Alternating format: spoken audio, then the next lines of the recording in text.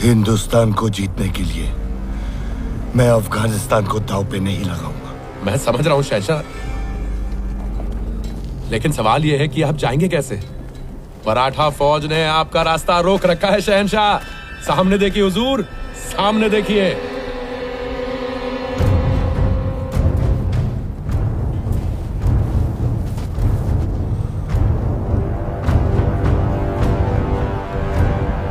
लेकिन अगर मैं इस जंग में फंसा तो कांधार हार जाऊंगा।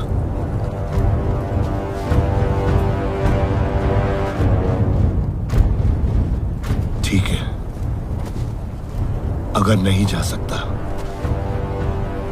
तो सुलेनामी का पैगाम भेजो। अब ये इतना सब कुछ सुलेनामी के खातिर किया? अजीब, मुझे सदाशिव के साथ सुलह करनी है। इंतजाम कर।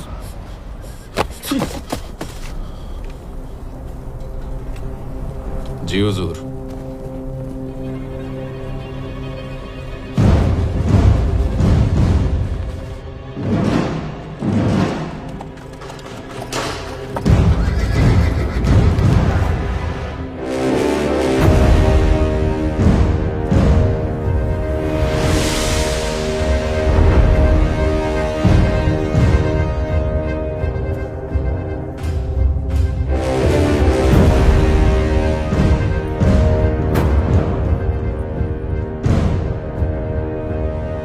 शहंशाह अफगानिस्तान दुर्रे दुर्रानी अहमद शाह अब्दाली।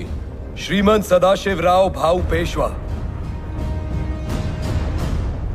मुझे बताया कि आप सुलह करना चाहते हैं। मैं आपके साथ हूं, क्योंकि युद्ध हमेशा सल्तनतों को उजाड़ देते हैं। इस बात को जानने के लिए बड़ी दूर से आया है। आना पड़ा दुश्मन को रोकने, 1000 कोस दूर। लंबा सफर तो मैंने भी तय किया है। हाँ किया है, लेकिन लूटने के लिए। हम आए हैं रक्षा करने के लिए। तुझसे बहस करने का वक्त नहीं है। मैं जंग नहीं चाहता। अगर तू भी नहीं चाहता तो मेरी शर्त माननी होगी। कैसी शर्त? मैं अमनो अमान के साथ कंधार लौट जाऊंगा अगर तुम मराठा नर्मदा के दक्षिण में रहो और दिल्ली मेरे हवाले कर दो। नहीं, आप अटक के उत्तर में ही रहेंगे, जिस दिशा से आप आए हैं, और दोबारा इस धरती पर कदम नहीं रखेंगे। मैं तुझे एक मौका और देता हूं। दिल्ली की उत्तर की सारी जमीन मेरी और दक्षिण की तेरी। आप अटक के उत्तर में ही रहेंगे और दोबारा हिंदुस्तान में कदम नहीं रखेंगे। मुझे केवल यही शर्त स्वीकार है।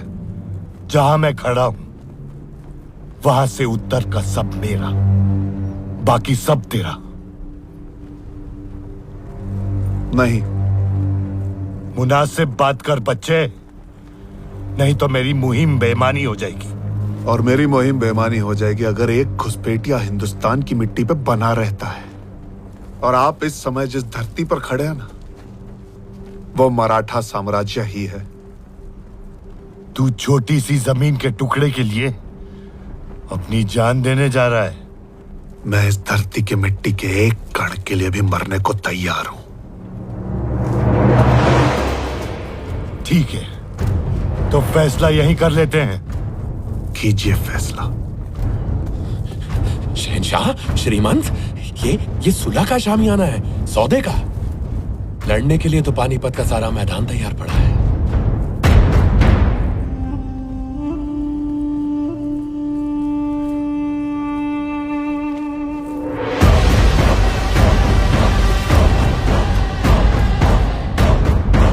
अब पहले हिंदुस्तान,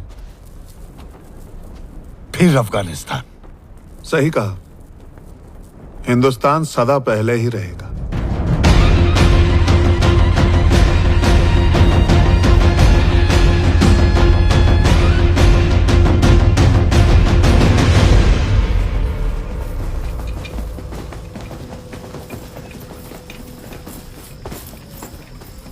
खबर है कि मराठा कल जंग के लिए तैयारी कर रहे हैं।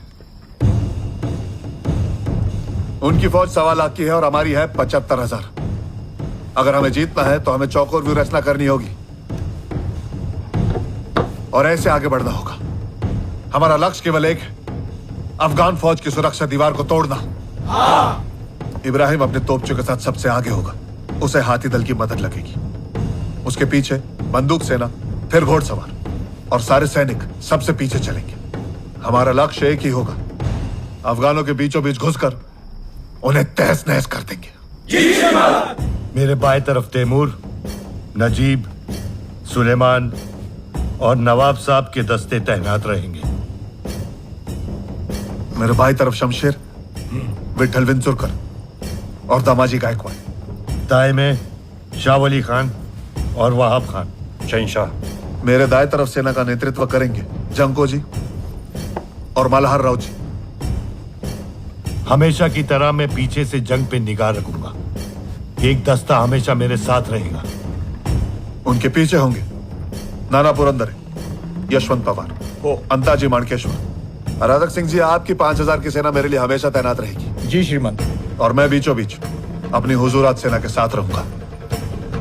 सारे स्त्री परिवार, तीर्थयात्री और सेवक इस टीले पर रहेंगे और उनकी सुरक्षा के लिए सेना की एक छोटी सी टुकड़ी तैनात रहेगी।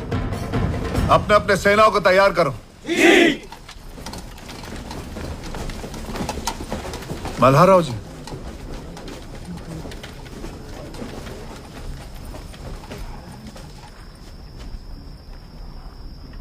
अगर अनहोनी हो जाए तो सारी स्त्रियों को सुरक्षित स्थान पर पहुंचाना आपकी जिम्मेदारी है। काका, आपने सबको उनकी जगह बताई है, मैं कहां पर रहूंगा?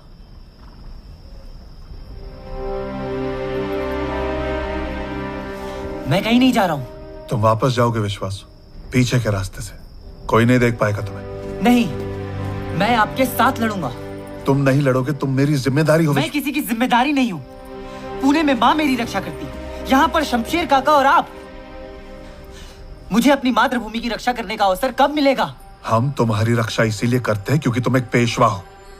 ठीक कहते, लेकिन अगर आप मेरी रक्षा करते रहेंगे तो मैं पेशवा कैसे बन पाऊंगा?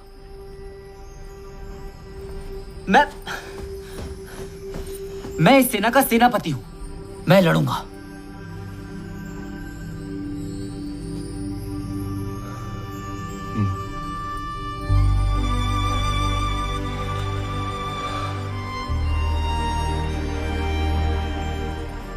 ठीक है, तुम शमशेर और मेरे बीच में रहोगे, एक हाथी पर सवार, मेरे हाथी के पास। लेकिन मेरी एक शर्त है, तुम कभी भी अपने हाथी से नीचे नहीं उतरोगे।